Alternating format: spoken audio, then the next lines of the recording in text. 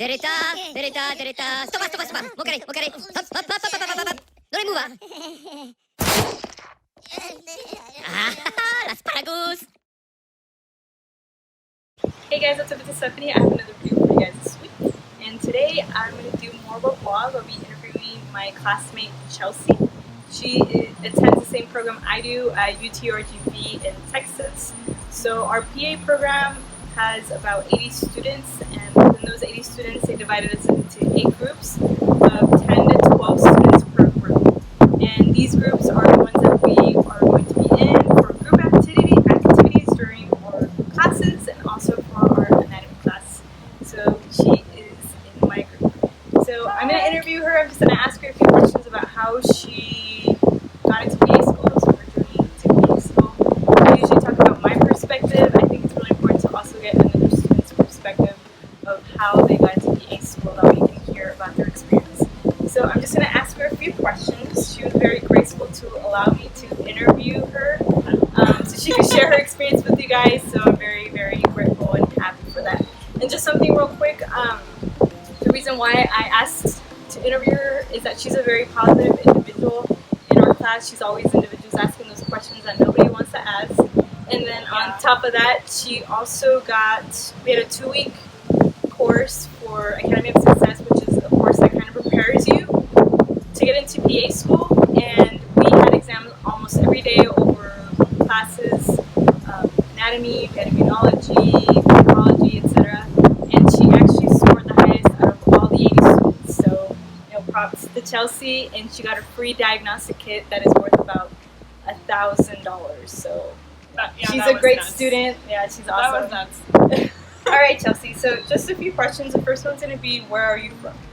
Yeah. So I'm from originally Kalamazoo. I'm from Kalamazoo, Michigan. Something funny about Michigan people, we all do this, is like, look, it's Michigan! So I'm from right here, Kalamazoo, Michigan, so the southwest part of the state. I did my undergraduate degree at the University of Michigan, Ann Arbor, which is here, and then I did spend some time living in like the Detroit area, which is of course, like closer to like the Canada side. So mostly the northern bit of the country. What did you do for undergrad? I went to the University of Michigan in Ann Arbor. So in the same way that Texas has many, San Antonio and Austin and everybody else like that, there's the University of Michigan system, and the main branch is University of Michigan Ann Arbor. So that's where I went. What did you get your undergrad? Your undergrad? My degree is in neuroscience. Okay. So awesome, neuroscience. Hit me up for neuro when we get there. Yeah, neuroscience. That's awesome. So why did you choose to become a physician assistant over becoming a physician and a nurse, etc.? This is the question they always ask on the interviews. Yeah. It's kind of so like be prepared for it, guys. Yeah, it's kind of my least favorite question because, you do have all these options in front of you, like be an MD or a DO or, a nurse if you want to pursue that. I really decided on the PA path because I attended like health sciences like career fair thing, and I would stop at each of these booths and kind of hear these experiences of people like in these programs and like pursuing these careers. And the person at the PA booth was talking about working with underserved patients, like really spending time with people, being able to engage with someone who is normally forgotten by the system. Mm-hmm. And that really spoke to me because I grew up in a rural, lower income community, and it just sounded like this type of healthcare provider served the kind of people that I came from. And I went back and looked, and actually most of the providers that I had seen in my life had been PAs. They weren't actually doctors by any kind of way. Yeah. So I thought it was a really good fit. And also, so the question that I had for you was,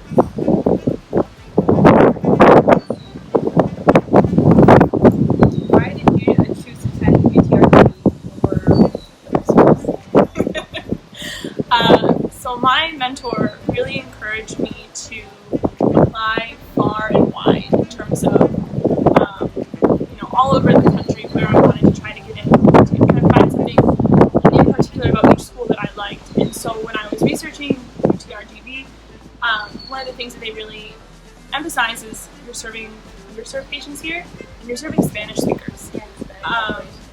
In Michigan, we don't have a lot of Spanish speakers, but the place where I was working, which worked with underserved patients, we would see Spanish especially came up to work like in the summer, like crop farming season, and I wanted the opportunity to kind of transition, hopefully, from someone who had like medium level Spanish to becoming a bilingual provider.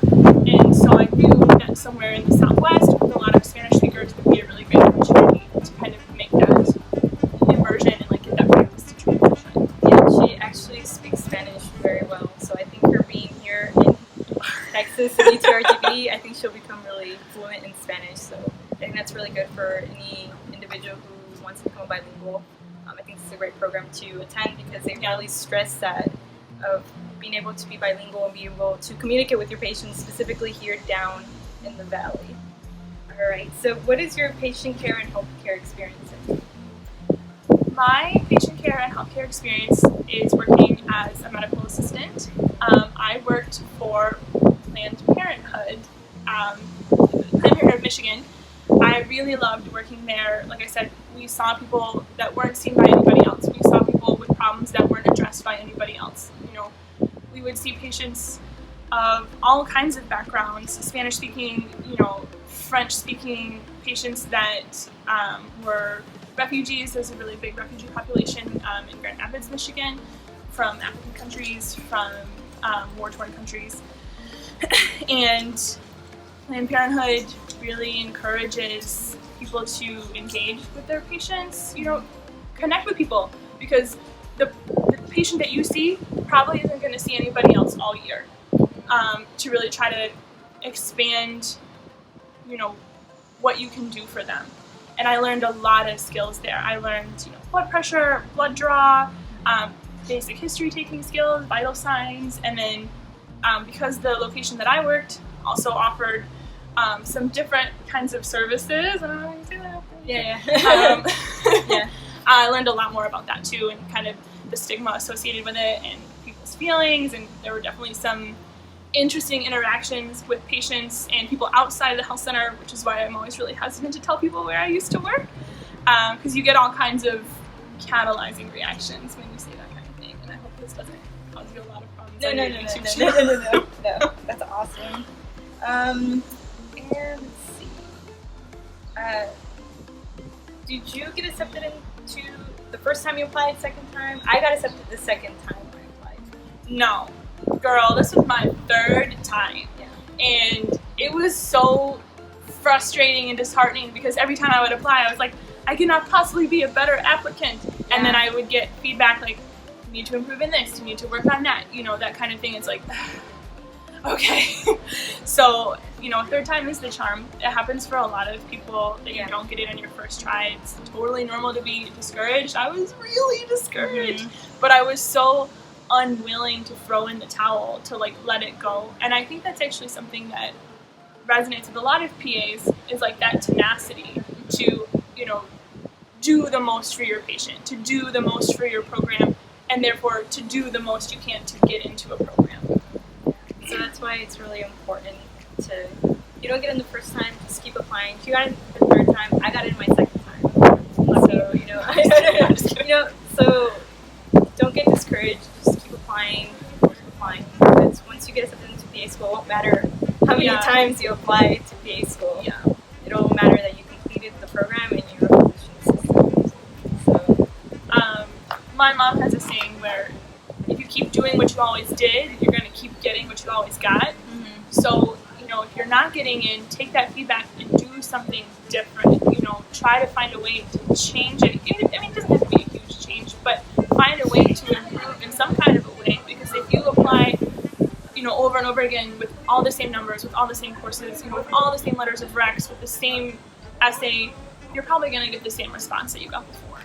Yeah, that's why it's really important to keep improving your application to make it stronger. If you don't get in the first time, every application cycle, you know, just keep improving it and keep adding as whether you are missing, in my case, patient care experience hours, try to see if you can get more patient care experience hours or healthcare experience hours, etc.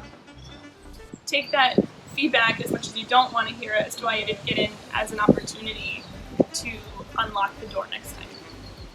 Did you have any C's as an undergraduate? I had C's in all my chemistry classes.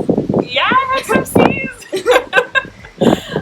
Organic chemistry. Yeah, Yeah. I got a C minus, and I had to retake it, I was so bitter. But I did better the second time. You know, PA classes, or like pre-med or like pre-PA, like the science courses that they take are really rigorous, and you're gonna struggle. And like, I mean, hats off to anybody who gets all A's all the time. Like, that wasn't me. I had to, really work at it and work hard, and I think that's a good thing. Like, you kind of learn like to have that, like, I have to do this, as opposed to like, I read it once and I'm good. That's never been me. But yeah, I definitely had some C's. I mean, I'm trying to think of what else. Chemistry is probably my biggest one. Same here. Chemistry. It's just very abstract to me, and I don't really enjoy it. So C, I mean, if you guys have C's, it's okay. Yeah, it's not the end of the world. It's not the end of the world, so don't worry about that. And finally, my last question is, what advice would you give to any individual who's applying to PA school? With everything that you've gone through, what advice would you give? I think a really big piece of advice is find a way to do patient care interaction that gives you something back. So I know a lot of people that like re-prescribe. Have you ever done that before? No. So a lot of people prescribe, and they said like they didn't get much out of it. They didn't learn too much. I mean, I'm sure it's a great experience for some people, but I feel like working as a medical assistant, I learned like actual skills that I'm going to utilize working with patients here. And then the other big piece of advice I would say is be on time, be early, like be tenacious. No one's going to advocate for you. No one's going to get you in. You have to get you in. And so, like, be like that annoying little dog that like latches on and like won't let go, because you have to do it for yourself. Yeah, it is. Yeah. Yeah. Well, thank you so much, Chelsea, Yeah, for thank you. our interview. There you go, guys. Chelsea, just a different point of view and perspective, different experiences. She comes from a different state than I do, different background. Yeah. So she gave really good advice, and I hope this helps you guys out. As she says, stay motivated, keep applying. If you don't get in your first time, second time, third time's a charm. Hopefully you don't get to that point. For but me. if that, no, for me it was the second time. If I wouldn't have gotten in the second time, though, I would have kept applying. Yeah. Oh yeah. So don't get demotivated if you guys don't get. I know it can be really hard because I got really demotivated. Yeah. So just keep applying, guys. All right, guys. Well, thanks for watching my videos. Talk to you guys soon. Bye.